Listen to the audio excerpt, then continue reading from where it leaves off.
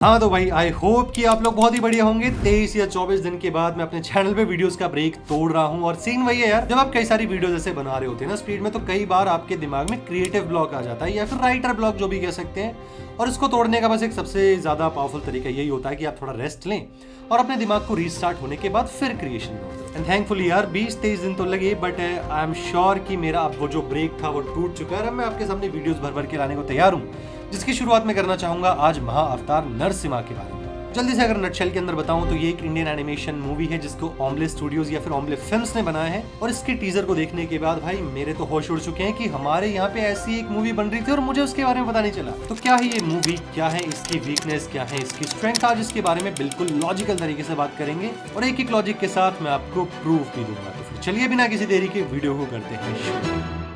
तो कॉन्टेक्स्ट के लिए इस ट्रेलर का नाम है महाअवतार नरसिम्हा और ये मूवी है जो कि होमले फिल्म्स बना रही है। अब ये वही सेम स्टूडियो है जिन्होंने सालार और केजीएफ की दुनियाएं बनाई हैं। और सबसे अमेजिंग बात इस मूवी के बारे में ये हो सकती है कि ये जो है ना वो एंशिएंट इंडियन इतिहास के ऊपर बेस्ड है। और जैसे कि आप जानते हो, मैं भी कई सालों से कई वीडियोस के अंदर ये बात कह चुका हूँ कि हमारी जो एंशिएंट इंडियन हिस्ट्री है ना, इसके ऊपर अगर सही तरीके से बढ़िया एनिमेशन का इम्प्लीमेंटेशन हो जाए ना, तो फिर ये हर एक रिकॉर्ड को तोड़ने का पोटेंशियल रखता है। और इसीलिए इस टीजर के बारे में जो मेरे ओपिनियंस हैं, जो मैं इसके स्ट्रेंथ और वीकनेसेस को देख रहा हूँ या समझ रहा हूँ, मैं इस वीडियो के अंदर उसको बिना किसी बायसेस के सिर्फ लॉजिक्स के हिसाब से आपके सामने रखूंगा और कोशिश करूंगा कि मैं आपको ये सारी चीजें प्रूफ के साथ बता पाऊं कि क्या इस मूवी की मुझे लग रहा है कि स्ट्रॉन्ग पॉइंट क्या है और क्या इसके वीक पॉइंट्स हैं। एंड आई होप कि आप भी इस वीडियो को अपने अनबायस्ड ओपिनियन के साथ ही देखेंगे और आपके जो भी ओपिनियंस या फिर जो भी विचार हैं वो कमेंट सेक्शन के अंदर आप वीडियो को पूरा देखने के बाद देंगे। तो इसी के साथ स्टार्ट करते हैं इस टीजर की जो सबसे ज्यादा स्ट्रॉन्ग पॉइंट या सबसे ज्यादा स्ट्रॉन्ग चीज मुझे नजर आई है, वो है इसकी वर्ल्ड बिल्डिंग। आई नो अब आप बोलोगे कि यार टीजर है, इसके अंदर वर्ल्ड बिल्डिंग क्या नजर आ गई। तो मैं यहाँ पे जिस चीज की बात कर रहा हूँ ना, वो है विजुअल अपील की। क्योंकि देखो यार, ना सिर्फ एनिमेशन बल्कि दुनिया का कोई भी कंटेंट, फिर चाहे वो मूवीज हो, कॉमिक्स हो, कोई भी टाइप का फिक्शन है ना, उसके अंदर जो सबसे ज्यादा अमेजिंग चीज या पावरफुल चीज होती है वो उसके अंदर की दुनिया और उसके वर्ल्ड सेटिंग ही होती है। और एक राइटर के लिए या फिर एक क्रिएटर के लिए जो सबसे ज्यादा उसकी इम्पैक्टफुल या पावरफुल चीज या सुपर पावर्स के हाथ में होती है ना, वो ये होती है कि वो अपने वर्ल्ड के अंदर ऑडियंस को ये सोचने पे मजबूर कर दे कि हर बंदा ये बोले कि मैं भी इस दुनिया में जाना चाहता हूँ। एग्जाम्पल के लिए अगर आपने वो बचपन में नार्निया वाली मूवीज देखी है, तो वहां पे वो जो भाई बहन होते हैं वार्डरोब के अंदर जाके नार्निया में एंटर करते हैं, आई एम श्योर कि बचपन में हर किसी ने सोचा होगा मैं भी ऐसे नार्निया में घुस जाऊं। और नार्निया से अगर आगे बढ़े तो फिर हॉगवर्ट्स के अंदर तो आज तक लोग जाना चाहते हैं। और वो हुआ इसीलिए क्योंकि उस दोनों मूवीज के क्रिएटर्स ने, यानी कि उनकी कहानी के अंदर की जो दुनिया है उस पर इतना ज्यादा उन्होंने फोकस किया कि लोगों को उसके अंदर अनइमेजिनेबल इंटरेस्ट पैदा हो गया। और किसी भी फिक्शन के अंदर जो वर्ल्ड होता है उसको एस्टेब्लिश करने के दो ही तरीके होते हैं, जिसमें से पहला तरीका होता है उस वर्ल्ड के अराउंड या फिर उसके बारे में जो भी लोर है, और दूसरा उसकी विजुअल अपील। और इसीलिए महाअवतार नरसिम्हा की जो टीजर है, इसको देख के ऑब्वियसली हम इसके लोर के बारे में तो पता नहीं कर सकते,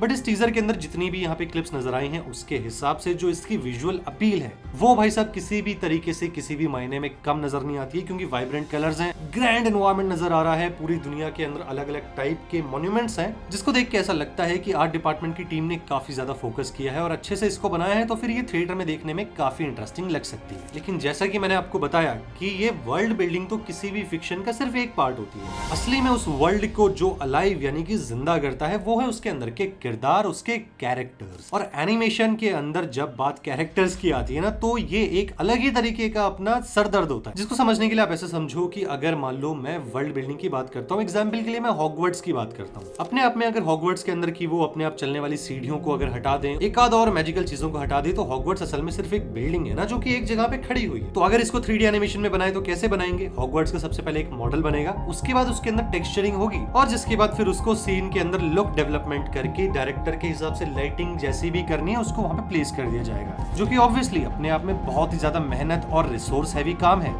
लेकिन जब बात आती है कैरेक्टर्स की, तो कैरेक्टर्स के अंदर इन्वॉल्व होता है मोशन, कैरेक्टर्स के अंदर इन्वॉल्व होते हैं हेयर्स, उसके अंदर इन्वॉल्व होते हैं क्लोथ्स, और साथ में ही इन्वॉल्व होते हैं वो सारे एलिमेंट्स जिसके साथ वो कैरेक्टर इंटरेक्ट करेगा, फिर चाहे वो कोई तलवार हो, उसके कपड़ों में लगी कोई बेल्ट हो। और एनिमेशन की दुनिया के अंदर ना एक बहुत ही पुरानी कहावत कही जाती है कि जो भी चीज मूवमेंट में है वो चीज आज नहीं तो कल ब्रेक डाउन होने की बहुत ज्यादा रिस्क में रहती है। एग्जाम्पल के लिए अगर आपके कैरेक्टर्स के मान लो बहुत ही लंबे बाल हैं, तो फिर उसको बनाने के लिए आपको हेयर सिस्टम यूज करने पड़ेंगे, जिसको मैनेज करना बहुत मुश्किल होता है, जिसको की बनाना बहुत कॉम्प्लेक्स होता है और वो ब्रेक डाउन भी होने के चांसेस रखता है। इसके साथ ही अगर कैरेक्टर्स को कपड़े पहनाने हैं तो फिर यहाँ पे क्लोथ क्रिएशन के टूल्स यूज करने पड़ेंगे, जिसके बाद इन सारी चीजों को मिलाकर फाइनल एनिमेशन तक इन सबको लेके जाना और उसके बीच में कोई भी बग या फिर ब्रेक डाउन ना हो जाए, इसका भी पूरा ध्यान रखना, ये असल में बहुत ही ज्यादा इंपॉर्टेंट काम होता है। और ना सिर्फ इंडियन एनिमेशन बल्कि दुनिया की, फिर चाहे वो जापानीज एनिमे स्टूडियो हो या फिर हॉलीवुड की कोई बड़ी कंपनी हो, हर किसी के सामने कभी ना कभी 3D एनिमेटेड कैरेक्टर्स को लेके प्रॉब्लम जरूर आई है। एग्जांपल के लिए अगर आपको याद हो कि 2010 में डिज्नी की एक मूवी आई थी टैंगल्ड, जिसके अंदर रूपांजल का कैरेक्टर है जिसके बहुत ही लंबे बाल होते हैं। तो एज अ 3D आर्टिस्ट जब मैंने थोड़ी सी रिसर्च करी तो फिर जब मुझे टैंगल्ड के बिहाइंड द सीन्स पता चले, वहां पे भी ये चीज प्रूव हो गई कि ये जब इतने बड़े स्टूडियो भी किसी कैरेक्टर के हेयर्स के साथ डील करते हैं ना, तो वहां पे ब्रेकडाउन्स का आना बिल्कुल कॉमन चीज है। दैट्स व्हाई महाअवतार नरसिम्हा के टीजर के अंदर भी जो कैरेक्टर्स है उनके अंदर मुझे थोड़ी बहुत कमियां नजर आई हैं। वीकनेस नंबर 1 है, वो है इसकी कैरेक्टर एनाटॉमी। एग्जांपल के लिए मैं आपको ये दो फोटोज दिखाता हूँ, एक है महाअवतार नरसिम्हा के कैरेक्टर की और दूसरी है उस एक रेफरेंस की जिसका की यूज हम 3D आर्टिस्ट स्कल्पटिंग के दौरान करते हैं। और यहाँ पे आप देख सकते हैं कि महाअवतार नरसिम्हा के कैरेक्टर में जो बाइसेप्स एंड ट्राइसेप्स हैं वो जो है वो रियल ह्यूमन एनाटॉमी के हिसाब से मैच ही नहीं करते। और एनाटॉमी को तो एक बार को फिर भी देख लिया जाए, उसको ये कह सकते हैं ना कि यार ये ज्यादा रियलिस्टिक की तरफ डायरेक्टर जा ही नहीं रहे थे, ये सेमी रियलिज्म में जा रहे थे, तो वो चीज एक बार को फिर भी दबाई जा सकती। लेकिन जो दूसरी वीकनेस यहाँ पे है वो है कैरेक्टर के मूवमेंट और स्पेशली उनके फेशियल एनिमेशन। फिर चाहे वो इस वाले सीन के अंदर ये साधु टाइप कैरेक्टर जो बोल रहे हैं, इसके फेस के ऊपर आपको अनकैनी वाइब आती है, और साथ ही में जो गार्ड्स का मूवमेंट है या फिर जो कैरेक्टर एक हथौड़ा मार रहा है, इसका जो एनिमेशन है